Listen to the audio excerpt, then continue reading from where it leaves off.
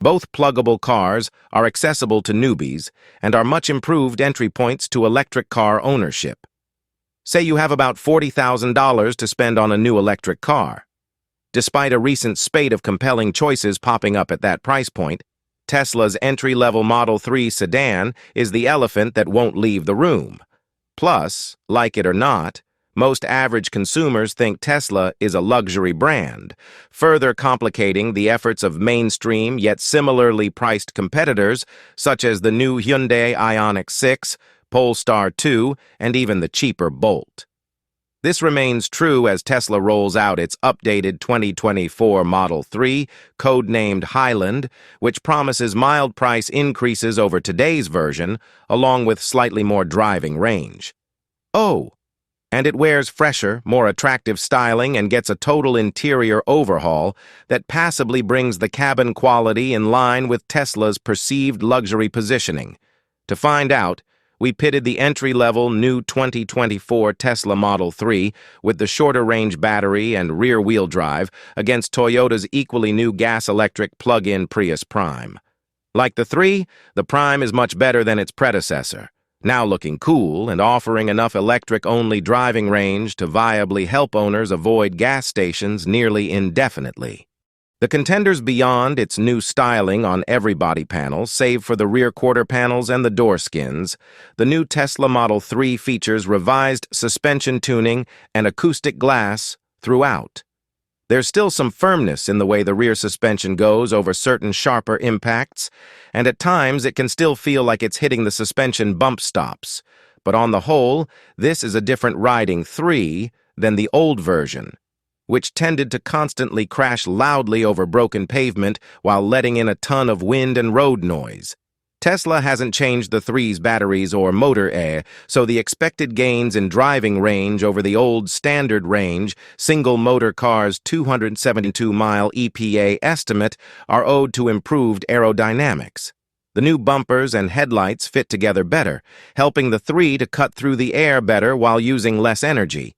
Cutting through the air was a big driver of the new Prius's look, if the wedge shape and aggressive tail-end body creases didn't give that away. Unlike before, the plug-in Prime and the regular Prius hybrid look virtually identical. It's futuristic and different, where every earlier Prius has been different in merely awkward or odd ways. As on the regular Prius, the Prime upgrades its gas engine from a 1.8-liter i4 to a bigger 2.0-liter four-cylinder. Along with a new drive motor and lithium-ion battery, the Prime enjoys a huge boost in power from 121 HP to 220 ponies combined. Go with the latter, and your expected charge time is 4 hours. Go with the former, and you'll wait overnight, about 11 hours. You can't be serious? It seems almost absurd to line up a Prius alongside anything vaguely desirable, let alone a more expensive Tesla. But the new Prime's eye-catching appearance is enough to make it seem worthy of sharing a photo with the Model 3.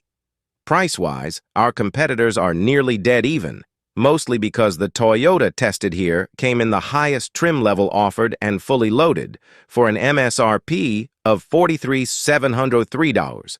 Pretty much dead on with where we expect final pricing for the new Model 3 RWD sans options to land. Of course, our Model 3's not final price is inflated by optional full self-driving, FSD, Tesla's ambitiously named ambitious software that helps the sedan navigate highways and even city streets on its own, but under driver supervision.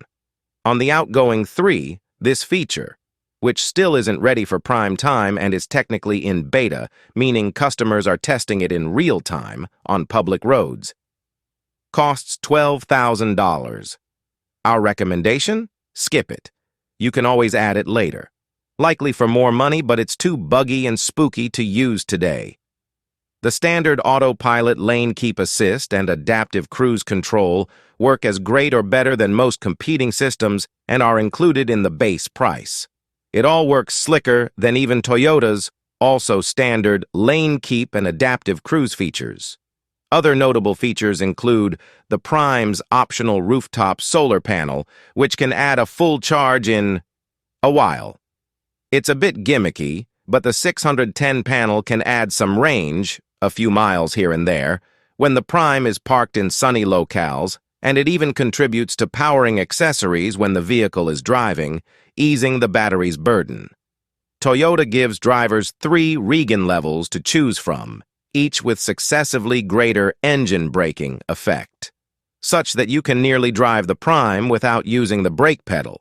The thing is, adjusting these levels requires diving deep into the gauge cluster display menu, and only when the Prime is parked. Tesla offers a single Regan tune, strong, though it's admittedly one of the best one-pedal actions on the market. Range check beyond the obvious differences in electric-only range. Again, the 2024 Tesla Model 3 is expected to return more than 272 miles per the EPA. While the Prime delivers up to 44, things get a little nuanced. The Prime's total driving range, meaning fully charged, and with a full 10.6-gallon tank of gas, is a long 600-ish miles. Our specific Prime XSE premium test model is rated for 39 miles of EV-only range and just 48 mpg combined, thanks to its larger 19-inch wheels and extra equipment. Same goes for the mid-range Prime XSE. The bigger numbers are gleaned by the entry-level Prime SE, which rides on 17s with aerodynamic wheel covers. Still, the XSE Premium is capable of more than 550 miles of total range if you burn through all of its gas and electricity. While we are still waiting on official EPA estimates for the new Model 3, we ran this stealth gray example through Motor Trend's road trip range test and saw disappointing results. Just 211 miles short of not only the old Model 3's EPA estimate, but also the anticipated number for the new EPA estimates. The also updated dual-motor long-range Model 3 didn't fare much better, its 250-mile performance in our test falling shy of the old dual-motor's 333-mile EPA range estimate. Of course, where the Prime has the backstop of not only tens of thousands of Level 2 chargers throughout the country, or, wall outlets, but also the zillions of traditional gas stations, the Model 3 has the supercharger network. This could be considered a built-in feature of every Tesla, and it diffuses so-called range anxiety. It's a big equalizer, and one huge reason the Model 3 is so compelling even for buyers new to EVs or pensive about making the switch to an all-electric car. And don't forget, Tesla's chargers tend to work more often than generic public chargers, which can be extremely frustrating to use, let alone rely on. The difference makers. So the charging and range questions are sort of a wash. Is there any way to differentiate these two? Of course. The 2024 Tesla Model 3 looks and feels like a more expensive car, but remember we're comparing it here to the priciest 2023 Toyota Prius Prime you can buy. An entry-level Prius Prime starts at a far cheaper $33,770. So really, the Tesla should feel nicer. A new slider on the touchscreen offers more direct control over drive, reverse, park, and neutral, as does a redundant row of touch-sensitive buttons in the overhead console.